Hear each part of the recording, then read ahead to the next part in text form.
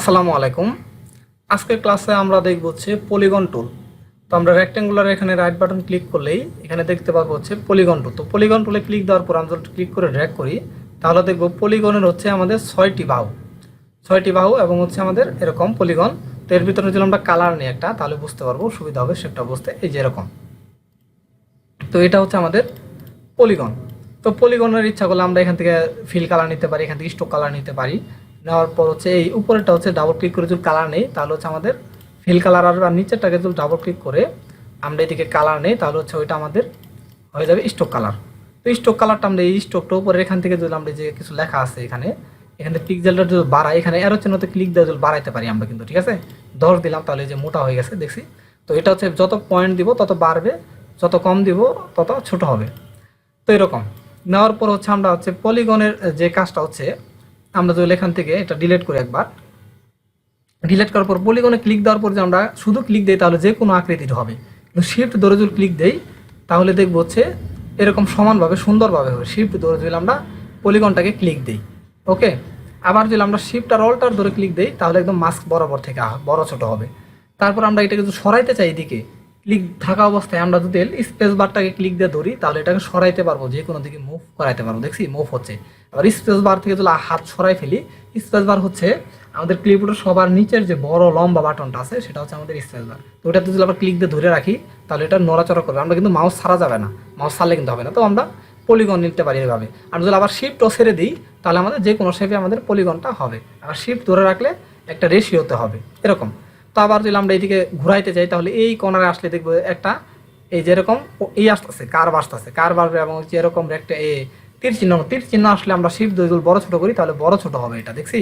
আবার এই কার্ভের ভিতরে যদি ঘুরাই শিফট ধরে তাহলে 15 ডিগ্রি 45 ডিগ্রি অ্যাঙ্গেলে ঘুরবে, দেখছি 45 ডিগ্রি অ্যাঙ্গেল কিন্তু ঘুরে যাচ্ছে আমাদের এটা।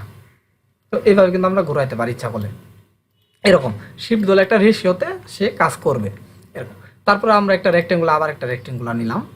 নেওয়ার পর হচ্ছে আমরা যে কাজটা করবো, এখন আমরা চাচ্ছি রেক্টেঙ্গুলারের বাহুগুলো চেঞ্জ করার জন্য আমাদের কিন্তু ছাড়া যাবে না। সেটা হচ্ছে আমাদের যে কার্সরটা আছে সেটা ছাড়া যাবে না, সেটা কিন্তু ধরে থাকতে হবে। ধরে থাকা অবস্থায় আমরা যদি উপরের দিকে যে আমাদের এরো চিহ্ন আছে, যে 4টা এরো চিহ্ন আছে আমাদের ক্লিপবোর্ডের, এর ভিতর থেকে উপরে একটা এরো চিহ্ন দেখবো, সেটাতে আমরা ক্লিক দিব। যদি একটা ক্লিক দিই তাহলে এদিকে একটা বাড়বে, আরেকটা ক্লিক দিলে আরেকটা বাড়বে, আরেকটা ক্লিক দিলে আরেকটা বাড়বে, আমরা বাহুগুলো বাড়তে থাকবে। আবার নিচের দিকে ক্লিক দিই, নিচের আরও যেটা আছে বটম, এটাতে ক্লিক দিলে এই বাহুগুলো কমতে থাকবে, কমতে কমতে একদম ত্রিভুজ হয়ে যাবে। যারা ত্রিভুজ বানাতে চাচ্ছেন এইভাবে সহজভাবে বানাতে পারেন। তো আবার যদি উপরের দিকে ক্লিক দিই তাহলে এটা বাড়বে, আমাদের হচ্ছে হয়ে যাবে এখন রেক্ট্যাঙ্গুলার। আবার দিলে হচ্ছে পেন্টাগন হয়ে যাবে, এখন পলিগন হয়ে গেছে। তো এইভাবে কিন্তু আমরা পলিগন শেপ বিভিন্ন আকৃতি চেঞ্জ করতে পারি। আমরা স্টক কালারটা অফ করে দিই। আমরা এটা থাকা অবস্থায় আমরা যদি ডিরেক্ট সিলেকশন টুলটা নেই, জাস্ট বিভিন্ন অক্ষরকে যদি আমরা সিলেক্ট করি, সম্পূর্ণটাকে সিলেক্ট করার পর আমরা যদি এই যে বলের মতো যে আসে না, ডিরেক্ট সিলেকশন টুল দিয়ে সিলেক্ট করার পরে যে বলের মতো আসবে, এই বলগুলোতে যদি ক্লিক দিয়ে যদি নিচের দিকে ড্র্যাগ করি, হালকা একটু দেখবো কার হয়ে গেছে, দেখছি এদিকে কিন্তু কার হয়েছে। তো সে সুন্দর সুন্দর শেপ কিন্তু এর দ্বারা তৈরি করা যায়। আবার যে কোনো একটা কর্নারকে সিলেক্ট করে, শুধুমাত্র একটা কর্নারকে সিলেক্ট করে ডিলিট করে দিলে কিন্তু ডিলিট করা যাবে, ডিলিট হয়। আবার এই কর্নারটাকে সিলেক্ট করে ডিলিট করে দিই, তারপর কিন্তু ডিলিট হবে, দেখছি মাঝখানে দুটো ভাগ হয়ে গেছে, কন্ট্রোল জেড দেই। তো এই ধরনের কাজ আমরা কিন্তু করতে পারবো, এতে কোনো সমস্যা নেই। তো আবার যে কোনো একটা অপশনকে, যে কোনো একটা আমরা কর্নারকে সিলেক্ট করে আবার ড্র্যাগ করতে এদিকে সরাইতে পারি, এদিকে সরাইতে পারি এরকম, কন্ট্রোল জেড দেই। আবার সম্পূর্ণটাকে সিলেক্ট করে বলগুলোকে ধরে আবার আগের মতো করতে পারি। আবার সিলেক্ট বিভিন্ন অংশকে ধরে এদিকে সরাইতে পারি, এই কণাটাকে ধরে এইদিকে সরাইতে পারি। বিভিন্ন ধরনের শেপের মাধ্যমে আমি কিন্তু কনভার্ট করতে পারি, যে কোনো ধরনের শেপে আমি এটাকে নিয়ে যেতে পারি। রেক্ট্যাঙ্গুলার বলেন, রাউন্ডেড রেক্ট্যাঙ্গুল বলেন, তারপর ইলিপস টুল বলেন, পলিগন সবগুলোর সিস্টেম কিন্তু একই, কিন্তু শেপগুলো আলাদা। কাজের সিস্টেম পাই একই, শেপগুলো একটু আলাদা আলাদা। তো এইভাবে কাজ করা যায়। তো আপনারা এই পলিগন দেখার আগে অবশ্যই রেক্ট্যাঙ্গুলার থেকে শুরু করবেন। এই টুলসের এইদিকে যতগুলো আছে রেক্ট্যাঙ্গুলার থেকে শুরু করে যদি সবগুলো দেখেন তাহলে আলাদা আলাদা আপনি একটু প্রত্যেকটার কাজ একটু আলাদা আলাদা পাবেন, মানে বুঝতে ডিটেলসে বুঝতে সুবিধা হবে আপনাদের, ওকে। তো এইভাবে পলিগন তার কাছে। আবার যদি এই পলিগনটা কপি করতে চাই, সেটা অল্টার বাটনে ক্লিক দিলে, এটা সিলেক্ট করার পর অল্টারে ক্লিক দিলে, আমাদের যে কিবোর্ডের অল্টার আছে এটাতে ক্লিক দিলেই এই ডাবল কার্সর হবে। তখন যদি আমরা মাউসের লেফট বাটন ধরে ক্লিক করে ড্র্যাগ করি তাহলে এটা একটা কপি হয়ে যাবে, দেখছি কপি হয়ে গেছে কিন্তু এরকম। তো এটাকে আবার যদি ডিলিট করে দিই, এটাকে আমি ডিলিট করে দিই, এটাকে আমি একটু ছোটো করি, শিফট আর অল্টার ধরে জাস্ট একটু ছোটো করে দিলাম। এটাকে আমি এখন কপি করি, অল্টার দিয়ে জাস্ট কপি করলাম।